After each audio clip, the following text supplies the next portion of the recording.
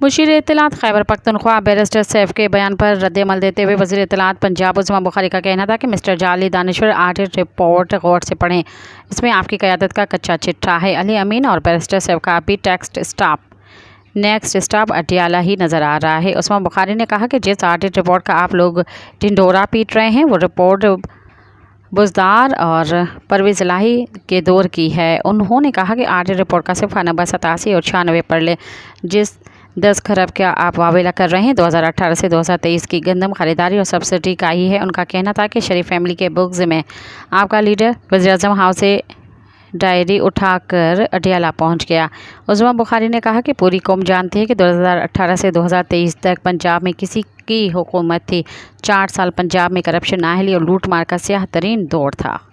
Subscribe कयो अवामी news HD के ताज़ा तरीन ख़बरुन ला ॾिसंदा रहो अवामी न्यूज़ HD।